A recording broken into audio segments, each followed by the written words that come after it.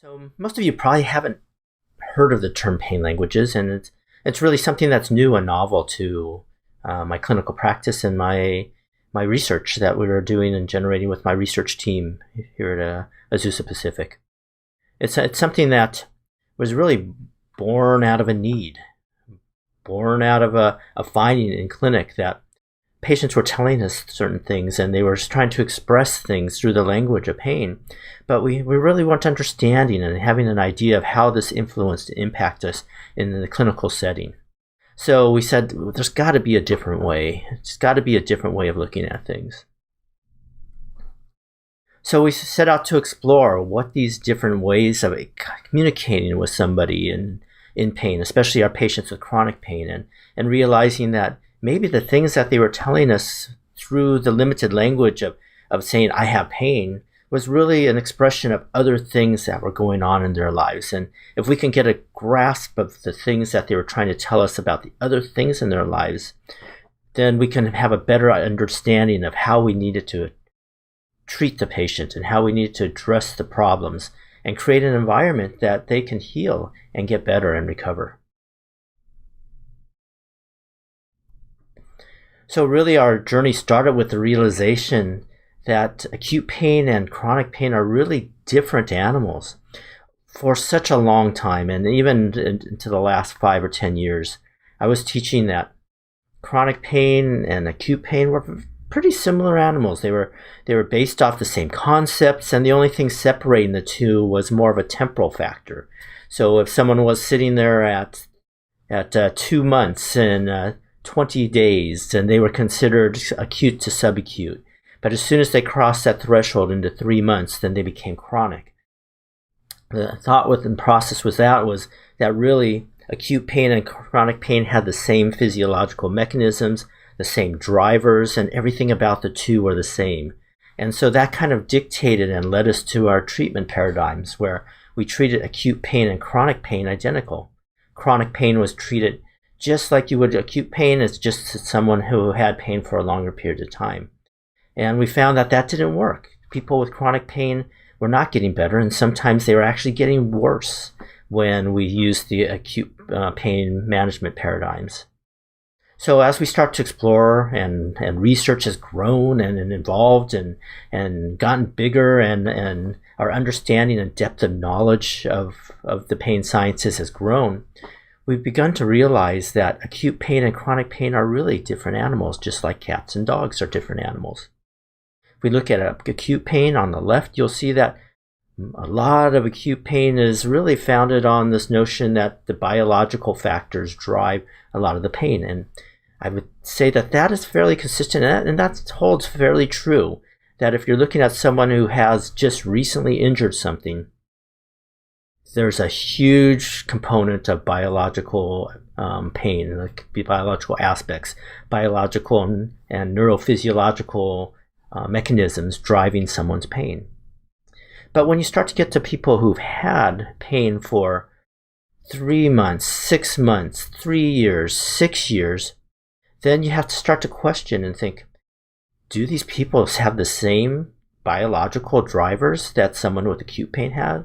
I would think that people would heal in 6 to 8 weeks. That's what we learn in school.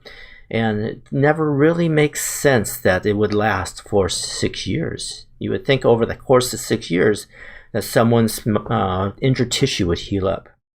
And so now we're realizing that is really truly the case. Biological factors play a smaller role in people with chronic pain, whereas things like psychological and social factors play a larger role. And I don't think this is new to anybody who's probably here learning more about chronic pain and learning more about pain mechanisms and learning more at a pain summit. I would think that that's a fairly common view, that there's a biological, psychological, and social component to pain, and that psychological and social components are larger drivers of someone's pain than in acute pain. I would think that most of us would say that our subjective needs to be different for someone who has chronic pain as opposed to someone who has acute pain. But the challenge that we have as physical therapists is really how do we generate a subjective examination for someone with chronic pain? Because for most of us in our training, we have one of these factors that's involved. One, we don't like to ask about some of these things, these psychosocial issues, because one, we don't understand that there is a difference. Some of us don't feel that it's a part of our practice. Sometimes we don't know what to do once we find that information. So why ask that information if we don't know what to do about it? Sometimes it goes to our own internal comfort with things. We don't feel comfortable asking about the questions in terms of someone's psychological background or someone's social fit background and what might be driving things. So a lot of times we're not taught how to do it in school or in clinical practice or in the mentoring we get. And to be honest with you, oftentimes it's very hard to teach how to look for these psychological and social factors that may be driving someone's problem. So we set out to see if there's a different classification system that we can start to utilize when we're in the heat of the moment with our patients to help us understand how we need to start to treat our patients and how we need to start to move them forward. And really we started as we start this journey of looking, say, is there a classification system that we can start to look at that is clinically based that we can use from day one in our subjective with somebody? We started with the question is, what is the purpose of pain? And if we really start to get to the nuts and bolts of things, the purpose of pain is protection. And in chronic pain, when we're asking patients who have chronic pain, our question should not really be about what tissue is damaged, because if someone comes into me with 3 years history of pain, my thought process shouldn't be what tissue has been damaged for 3 years, but instead it should be what am I trying to protect for the past 3 years, or what feels threatened, or what is being threatened for the past 3 years, so that I am starting to warn the body that something is going amiss. So pain language is really trying to dive into say, what is my patient really trying to tell me? What are they trying to tell me about protection? What are they feeling threatened by? So pain language is based, once again, on this concept that pain is more than the biology that's associated with it. We're trying to provide a categorization that allows clinicians to understand some of the non-biological factors that may be driving our patient's pain. If we begin to know what a patient's pain language is, it'll give us insight to what our patient needs from us in order to get better. And so just quickly, you can look at that diagram of the right, and these are some of the pain languages that we're taking a look at, things like fear and sadness and shame and abandonment and anger and disgust or lack of control or loss of control. So when our patients really are starting to talk about pain, our thought process in the back of our head should be, they're talking about pain, but are they really telling me fear? They're talking to me about pain, but are they really telling me sadness? They're talking about pain, or are they really telling me about shame? And it goes on into abandonment, anger, disgust, or loss of control. So how are these pain languages really developed? Well, it began in clinic, from talking to patients, having 20 years of experiencing working with patients, and saying, oh, is there a common pattern that we're starting to see? From what we saw in clinic, we start to progress and explore literature to see if there's actually literature based around pain languages or something common. And we found that there's nothing about pain languages, but there's a huge amount about emotions and pain. And so we said, well, emotions and pain, they're fairly similar. And there's even argument in a line of literature, a line of research, and a line of thread of thought that says pain is really a form of an emotional learning. They're so closely tied in the way they interact that maybe pain is a type of emotion or maybe just a close cousin.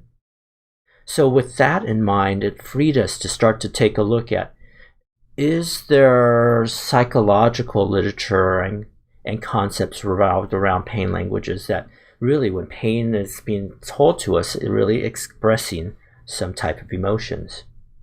Now, is there evidence to suggest that pain and these emotions are really linked together?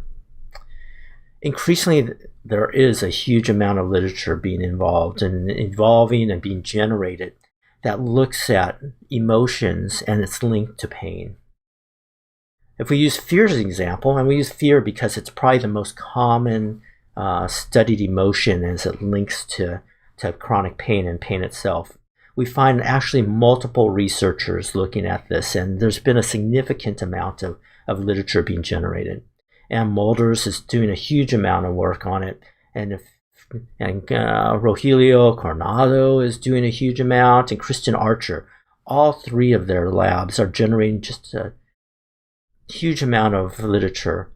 It seems like almost monthly that links fear to pain.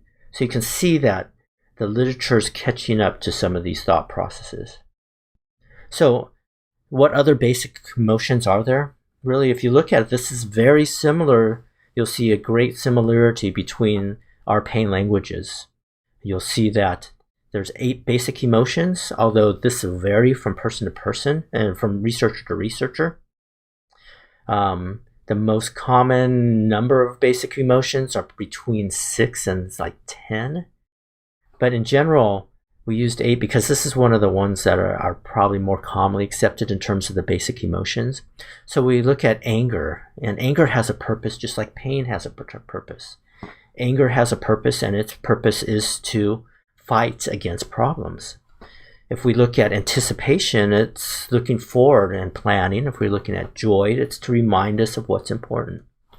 If we look at trust, it's to connect with people who help.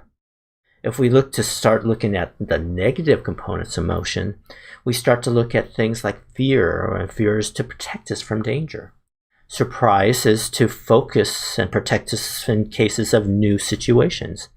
Sadness is to connect us with those we love, and disgust is to reject what is unhealthy for us. So if we start to look at these basic emotions and start to put it in a framework for which we start to look at our patients, we start to see how these basic emotions are translated into our pain languages.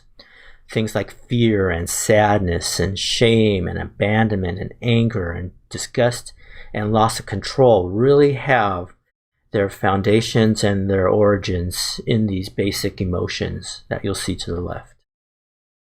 If you start to work with our patients with chronic pain or persistent pain, you start to ask them the question, you just start to ask them the story about their life and how things came about.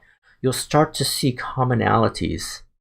And if you listen deeply enough, you'll start to pick up these underwriting themes that exist. So there'll be themes where their pain is really related to fear. There are themes where their pain is really related to sadness.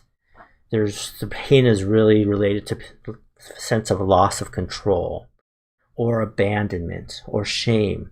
And so when we're listening to our patients with these different problems, in the back of our head we should be really thinking, they're telling me they have this pain, but in their story, what am I picking up? Am I picking up that they're really saying fear?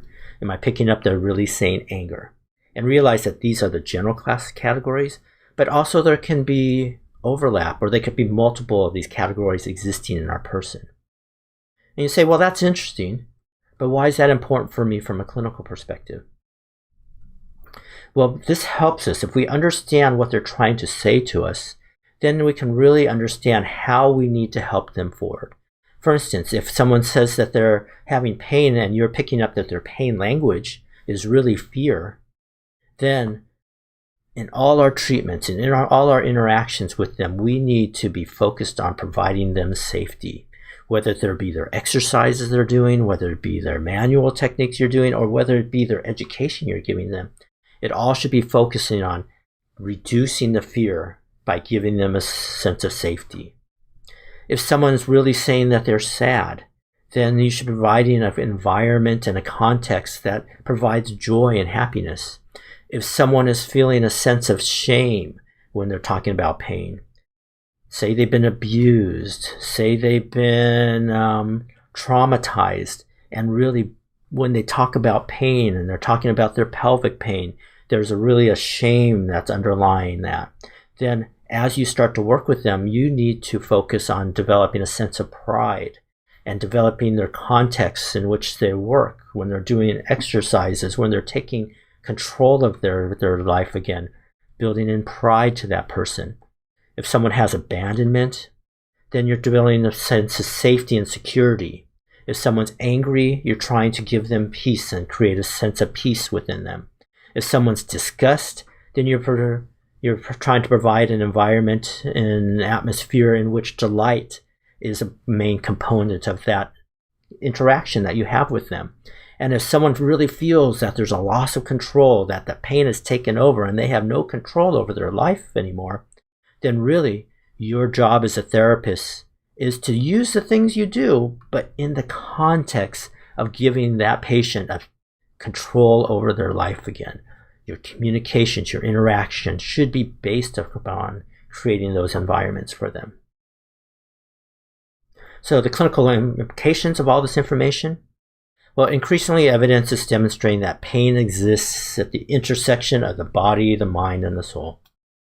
Appropriate management requires an approach that combines all these elements, not just the biological body, not just the psychological, but also the social components of people as well. If we can begin to classify and subgroup our patients, this allows more for efficient and more standardized treatments. And it allows us to be able to identify a patient's pain language, allows for us to more quickly classify them into silos or chutes that we need to start to incorporate as we interact with someone from a psychological and social aspect. Once we classify it, it allows us as clinicians to begin the process of integrating these psychological components with the biology and of what we're trying to work on as well. So how do we as a research team start to attack this? How do we start to approach this? It started with a clinical question. I'm a clinical researcher, and I still have my foot in clinic. And so we come up with this concept. We feel that it's going to be a nice concept for teaching and being able to be utilized as we start to train our clinicians and young students on how to interact with people. So we started with exploring the role of pain and emotions, looking at the literature, looking at clinical practice and seeing if there's a link. And we've found pretty much that there's a link. Based off of that connection, we said, is there a way that we can start to categorize that? And that's the pain languages. So we came up with the pain languages as a means of categorizing. And that's where we're at right now. We've developed the pain languages as a categorization system. So in the future, our lab is taking a look at creating questionnaires and means to determine someone's pain language in a more objective manner. And then to conduct trials to determine if these pain languages change in results in terms of how patients progress, but also whether there's reliability and consistency in someone's ability to identify the different pain languages. And then to begin to explore linking these with different interventions. So taking a pain language and saying, if you really need to build safety, how do we do that? Is there certain interventions that will be the most effective in helping us to generate that environment of safety for patients? So you can see that we have a way to go in our clinical research. But this is where we're at right now. We're still at the beginnings, and we're still exploring, and it's likely to morph and change as we move forward. But we do feel that there's a need for this in the profession, and we're really, really excited about where this is taking us. And so we're thankful that we had the opportunity to share this information with you today and take a quick look at the pain languages. And we would love to hear your thoughts. I mean, we love doing these type of talks and we love doing these type of presentations because it gives us a chance to pick your brains. This is really a community of people who are looking to find answers for our patients and solutions that our clinicians can give to people. So with that, we'll end our talk on the pain languages. So thanks for listening in, and we look forward to the conversations to happen afterwards. Thanks, everybody.